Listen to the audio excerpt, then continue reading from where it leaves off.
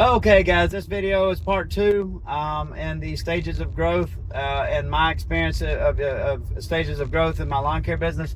But the second stage of growth is you're a solo operator, your schedule is full, you're running out of time, and you got a full schedule, you're having to do all the admin work, you're having to do all the field work, and you're ready to start hiring somebody either in the field or in the office part-time. So the second stage of growth is where you start to hire part-time or seasonal employees. This is an exciting time in your business because up to this point you've been out there, you've been working your butt off, you're tired, and finally you're going to get some relief. So maybe you've been working mowing 5 days a week, and then having to do projects on Saturday and Sunday, or having to work late and barely getting everything done, especially if you get rain delays or stuff like that. Now you hire a part-time employee, and then now maybe you can get that 5 days of mowing done in 3 days. So you just, for the first time, you're figured out like, hey, I can make the same money in a fraction of the time that it took me to make, to work this 5 days and make the same amount. So it's a cool time because, you can start saving some time, you can start getting some more done, and it gives you a little bit of a break in certain ways where you can step back and start to focus on how you can grow your business and work on your business instead of just working in it. So, you hire your first employee, let's just say it's a field employee, and you hire somebody and you say, you don't know much about what to expect with your business. You haven't been in the business very long, or you don't know kind of what that looks like. But you hire an employee, you start training them. Maybe you're like me and you're not good at that. Maybe you're impatient. Maybe you just, it seems to be a common thing because we, with Service Simplify, we work with other lawn care business owners, but it seems like we're all control freaks, or we just expect other people to know stuff inherently just like we do. Like, we expect them to have all of our years of experience in doing the job that we do after like 1 day. So this is the way I was when I was like hiring people. I would like train them for a couple days or a day or two or whatever, and then I would just like nitpick every single thing they did until it drove them nuts and they would quit. Or they would have to do it exactly the way I like them to do it, with everything. And I was like that for probably a year or two before I started to lighten up and hey, as long as you get it done, follow this kind of system. But, hey, I can, if you do things differently than me, that's okay. There's more than one way to do things. As long as you get the same end result, that's all that matters. And as long as it's, as efficient, that's all that matters to me.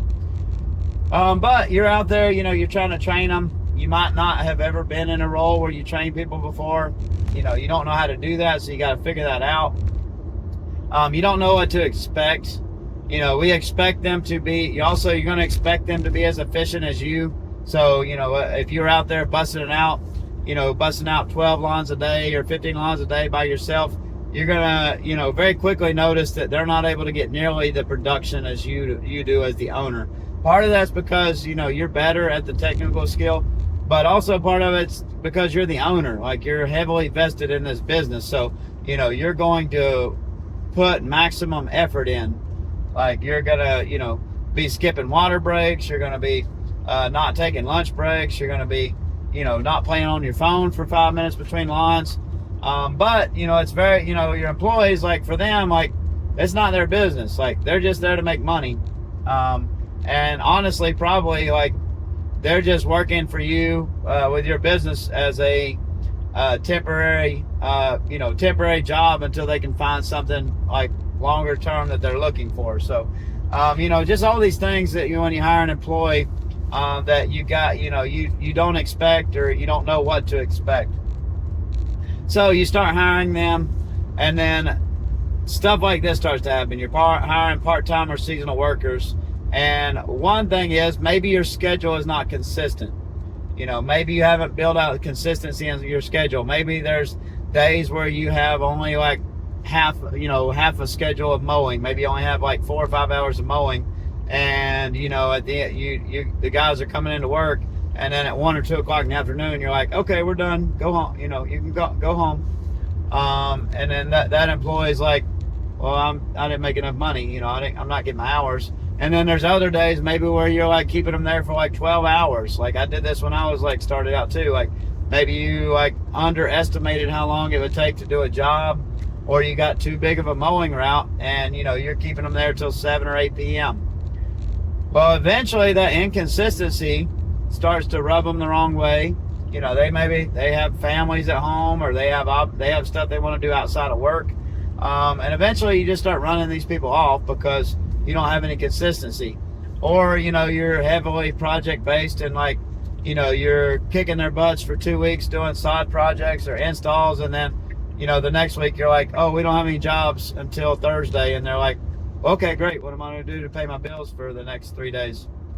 So it's just a big learning curve when you start hiring employees, because what you will put up with as an owner, your employees aren't going to put up with that. Like they need I'd say the number one thing that your employees need is consistency from you. So, and that part of it is just the stage of growth your business is in. You haven't grown to the point where you can have a consistent schedule. You haven't filled out your schedule. Your routes are inefficient.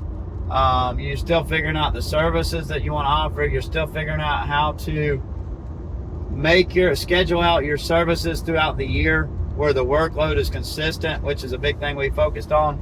And you just end up getting a lot of seasonal and part-time employees that will stick with you for, a month, 2, 3, 6 months, maybe a year.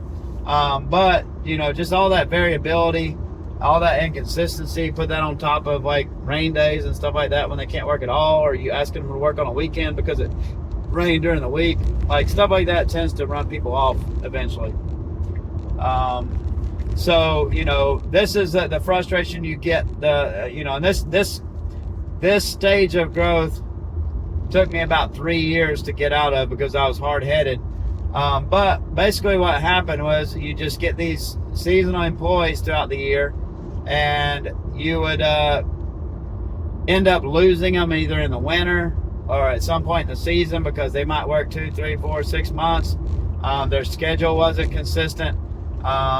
We didn't have any winter work, so they all knew that as soon as like the fall got here, that like work was going to start dropping off dramatically, and they were going to have to figure out how they were going to pay their bills for the winter. So it was just this brutal cycle of train people, get them proficient, get them in the swing of it where they're efficient at what they do, and then they would leave over the winter, and then you have to start that whole cycle over once or twice, 1, 2, 3 times throughout each season, and you're putting 2, 3 months into training these guys, only to lose them and have to start over again and have to reset that learning curve. And also part of it is like you're offering too many things. You're trying to be a jack of all trades, and I hear this all the time when people start out. Like, I want to be a one-stop shop. I want to offer it all. No, you don't want to be a one-stop shop. I used to be a one-stop shop. I used to have a handyman business, lawn care business. Like, we do everything. We do pressure washing. We'll remodel your bathroom. I do electrical work, plumbing, whatever it is, mowing, landscaping, patio, pavers, like, paint your fence. Like, that's all cool, and you can make good money doing that by yourself. But the problem is when you start to get employees is it takes a long time to train somebody to do all those different skills, like maybe years to get good at some of those things. Like, it's just very hard to duplicate yourself when you have such a complicated business model. It's much easier to focus on 1 or 2 services and train employees and get them trained within a matter of weeks so that they can do that, instead of having to teach them to do all these different skills that also require all these different tools. So that's part of the problem too. Like when I started out, we're doing too much. And I've also discovered this about employees. Most employees, they want to come to work and they want to do the same job every day. Our personalities as business owners, a lot of times we get bored doing that, which is why we're entrepreneurs in the first place. We like to chase shiny objects. So like, it's fun for us to come to work today and mow for 4 hours, and then go back to the shop and get your landscaping trailer and go out and do a mulch job or do something like that. Or, you know, we don't care if we have to, like, oh, we're coming to work today, and like, oh, we're mowing today, or I come into work tomorrow, oh, we're treating lawns today, or oh, we're doing a landscaping project. Well, that doesn't bother me at all. I don't care what we're doing. I'm going to be at work anyways. It doesn't really stress me. But what I've discovered is most employees, they hate that. They like to know what they're going to do. They like to know what their schedule is going to be for the week. They like to know what they're going to be working on when they come to work today. Like, a part of it is they want to know what to wear. You want to make sure they're wearing the right attire for whatever they're doing. And they just get very stressed, like, if they don't know what to expect. I mean, I can understand that. Like I said, not everybody's going to be like you. So, you know, trying to, you know, that's part of it too, is like the early years, is like you're doing all these different things, all these different services. Your employees, like, you know, they're like, oh, I thought maybe in their head they thought, oh, I thought I was gonna have a nice easy day mowing today, but they go in and you're doing a rock job or something like that, and they just didn't know what to expect, and you're not consistent in what they're doing every day with their job. So if you can get this figured out very quickly, that part of that stage of growth will go much quicker for you. If you can figure out how to narrow down your services to a couple of things, it will make this so much easier for you. If you can figure out how to make your schedule consistent, and I've made some videos on that just a few videos back, like how to make your work day more consistent so that they're not getting off at 2 o'clock one day and 8 o'clock the next day.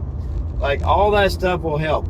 Basically, your employees, like I said, if I could boil it down to one thing, your employees want consistency. They want consistent pay. That's probably the biggest thing that separates them as being employees from business owners. Like, they need consistency to feel comfortable. They cannot handle the inconsistency that you get from being a business owner. They need to know they're having a certain amount of income coming in to pay their bills. They need to know when they're working so that they can plan their life around their job. And you got to understand that, and you got to respect that.